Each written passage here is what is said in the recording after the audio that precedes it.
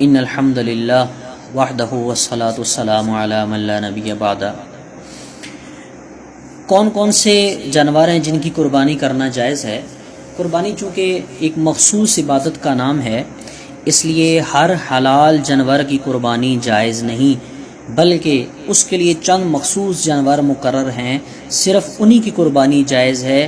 اور وہ جانور کون کون سے ہیں؟ اونٹ، اونٹنی، گائے، بیل، بھینسا، بھینس، بکرا، بکری، دمبا، مینڈا، بھیڑ۔ ٹھیک ہے، یہ جانور ایسے ہیں کہ جن کی قربانی کرنا جائز ہے۔ اب یہ کتنی عمر کے ہوں، کس حیت میں ہوں، یہ ساری چیزیں انشاءاللہ آئیں گی۔ جانور حلال اور حرام ہونے میں اپنی ماں کے تابع ہوا کرتا ہے۔ اگر ماں حلال ہے تو بچہ بھی حلال ہوگا، اگرچہ وہ کسی حرام جانور کے مشابہ ہی کیوں نہ ہو۔ ٹھیک ہے، اگر ماں حرام ہے تو بچہ بھی حرام ہوگا، اگرچہ وہ کسی حلال جانور کے مشابہ کیوں نہ ہو۔ اس لیے اگر ان مذکورہ جانوروں میں سے کوئی مادہ جانور کسی حرام جانور سے حملہ ہوئی ہو تو اس سے پیدا ہونے والا بچہ حلال ہوگا اور اس کی قربانی بھی جائز ہو جائے گی۔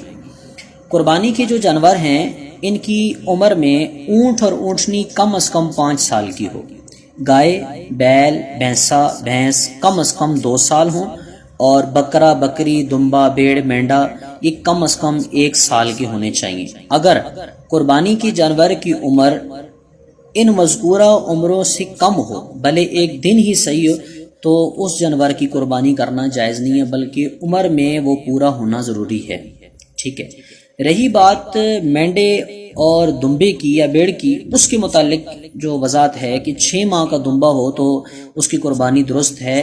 اس کا مطلب یہ ہے کہ اگر سال سے کم ہو اور کم از کم 6 ماہ ہو، اس سے زیادہ کہو لیکن اس قدر صحت مند ہو اور بڑا ہو کہ 1 سال کا معلوم ہوتا ہو، اور اس میں اس سال کی عمر والے دمبوں میں فرق نہ ہو سکے تو اس کی قربانی ٹھیک ہے۔ یہ بات یاد رہے کہ یہ حکم بکری اور بکرے کے لیے نہیں ہے، بلکہ دمبا، بیڑ اور مینڈا کے لیے ہے۔ اگر وہ دمبا اتنا تکڑا ہے، موٹا ہے کہ وہ 4 مہینے کا اور سال کے برابر لگتا ہے تو اس کی قربانی جائز نہیں ہوگی، بلکہ 6 ماہ کا کم از کم ہونا چاہیے۔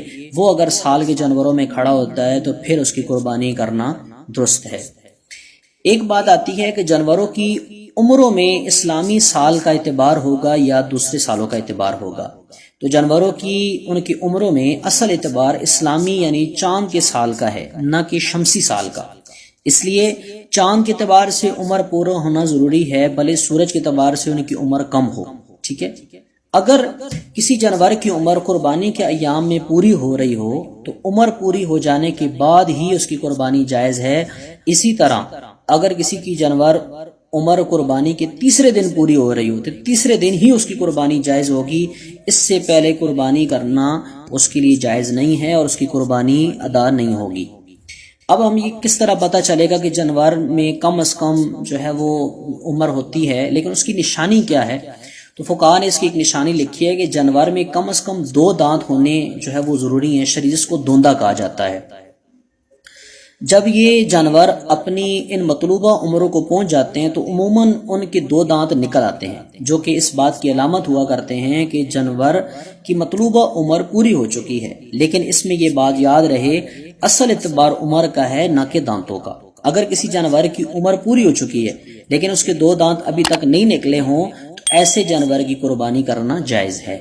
اگر کسی جانور کے دانت پورے نہ ہوں لیکن بیوپاری کا کہنا ہے کہ عمر پوری ہو چکی ہے، اگرچہ دانت نہیں نکلے اور جانور کی ظاہری حالت بھی یہی بتلا رہی ہے کہ عمر پوری ہو چکی ہے، تو ایسی صورت میں بیوپاری کی بات پر اعتبار کرنا درست ہے۔ البتہ ایسے امور میں کسی ماہر کی رائے لے لی جائے تاکہ شک و شبہ نہ رہے اور قربانی صحیح معنوں میں صحیح طریقے پر ادا ہو جائے۔